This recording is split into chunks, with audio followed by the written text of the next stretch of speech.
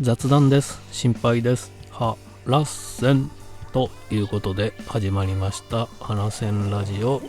陣内智則の面白い方体専門家でございます。この番組は日々私が見ちゃったもの、聞いちゃったもの、食べちゃったもの、飲んじゃったもの、ほ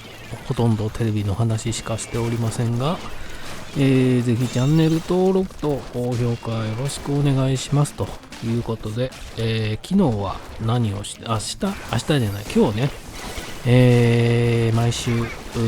っております水道橋博士さんの朝やんの、準備をしておりまして、オープニングですねを作っておりました。あと予告とね、これもなかなかいい感じで、ありますんでね、こう見どころがねふんだんに詰め込んでますんでね、本編の方も本をね僕も今読んでるところですが、M 角さんというさんまさんのヒストリーですね、なんですが、恐ろしいのはね、なんと一巻でまだ芸能界デビューする前なんですよね。芸能界デビューするところまでかが一巻で、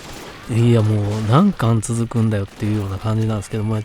非常に面白いエピソード満載なので、書ききれてないってこともないでしょう。あるのかな、なん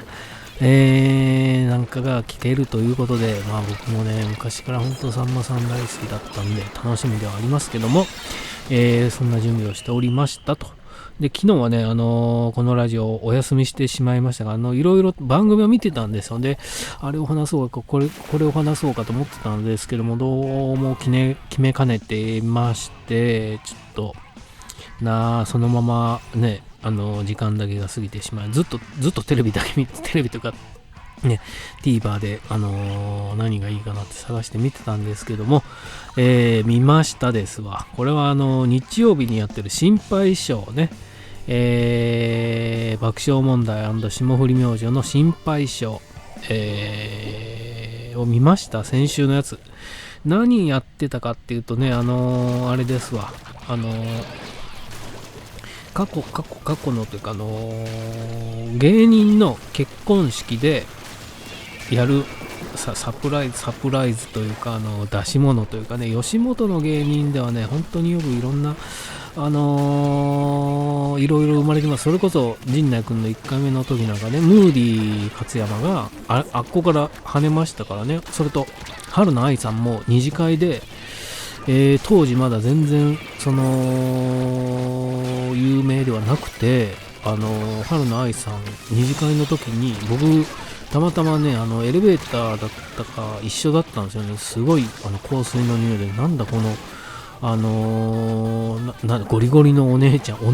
ね、綺麗な方ですからお姉ちゃんはと思ってたら、二次会で松浦綾のあれがかかってね、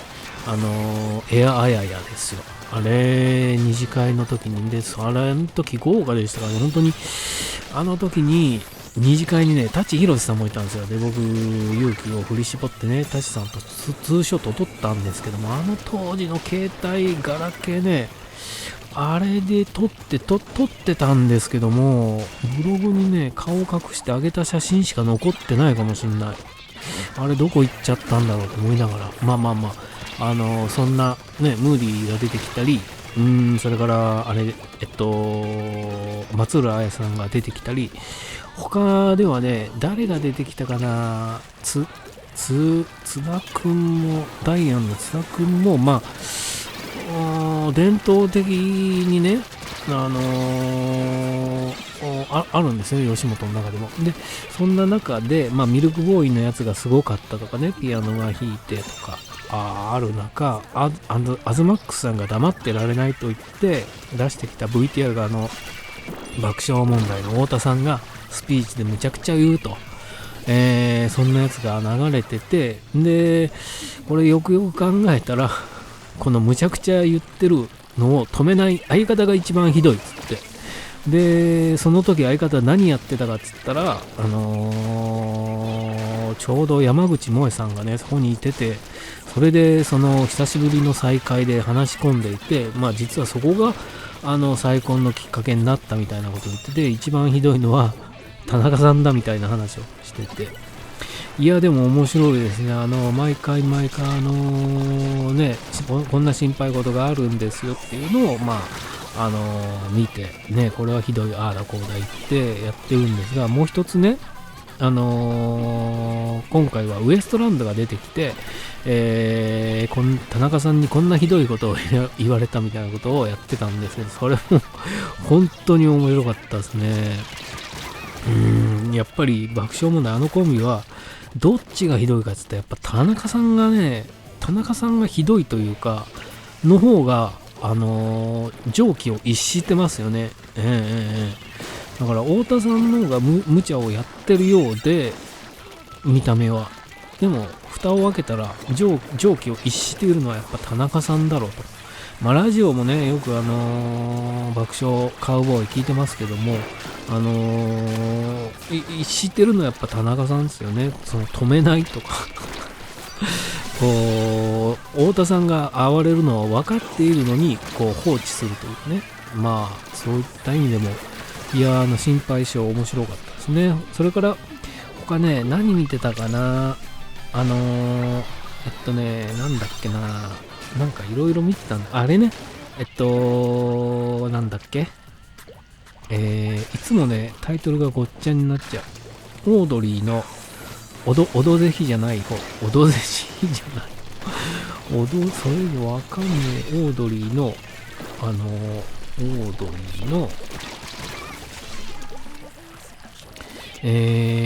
あちこちオードリーね。あちこちオードリーの、論文の田村さんが出てた回もなかなかMC で出ることが多いけども、こうやって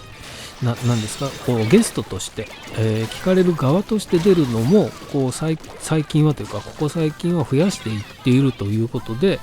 聞かれる側に回る方がもういいなっつって出てましたけど、いろいろというかね、こうなんて言ったらいいんだろうな、こういろんな立場にしてもっていうのはね、あれですけど、いろいろ悩みは尽きないと。で、オードリーの若林くんもそういった悩みがあって、それが聞けたことが一番良かったみたいな、結構ね、熱い話というかになってましたけども、面白いですね。だからなんていうんですかね、こう常にこう今の自分の立場に甘んじるわけではなく、もっと面白いことはできないだろうかね。一つ BS だったかでやった番組で、薬で捕まった人にしゃぶしゃぶをしながらしゃぶの話を聞くみたいな企画ね、それ面白いからやりたいっつって、でどうしても人に出てもらいたいっていうところもね、お話しされて、それ非常に当たり前のように断られたけども、一回ちゃんとこういう茶化すけども、ちゃんとね、茶化すというか笑いにするけども、ちゃんと話は聞きますんでと誠意を持ってこうね、依頼をしたらちゃんと受けてくれたみたいな話をしてましたけども、なんかいいっすよね、みたいなのをあちこちオードリーで見ておりましたけども、これもね、後半にこう作りが似てるというかね、後半にまた若手と言っていいのかね、ギリギリ若手なのかわかんないですけど、と佐久間さんとでね、この悩みを聞くみたいな、一般人の悩みをこんな悩みが来てますけどどうですかみたいなので、何でしたアッシュ&リーのコンビ名が出てこないよ、出てきて話をしてみたいなのも本当にね、面白いですね。だから2つ取り上げたね番組、最終的にその番組のケツで悩みを相談するみたいな番組、そういうフォーマットが多いのかね、たまたまそうだったんだろうとは思うんですけど、みたいなのを見ておりましたね。あちこちオードリーと、心配性ね。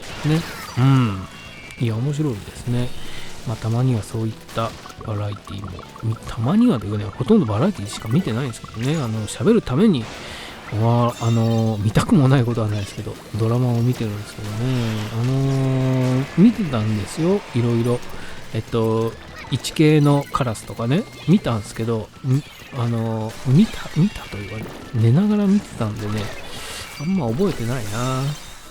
あとは恋はディープに、あれもちょっと見てたんですけど、なんか、全然途中、8話からね、いきなり8話からでも、いや、さすがに、そういうのは平気なんですけども、なんか、あんまり、のめり込んで見ませんですね。聞かざる声もね、まあ普通に、なんか、トゲがなくなったというか、なんか突っ込みどころが薄かったなってね、7話目は、思いましたけども、まあ、そろそろ最終回にね、ドラマも向かっていくので、楽しみではありますけども、まあ、そんな感じで、いろんな番組を見ておりましたと。あ、ちょうど時間となりました。ということでね、ぜひチャンネル登録と高評価、よろしくお願いします。ありがとうございました。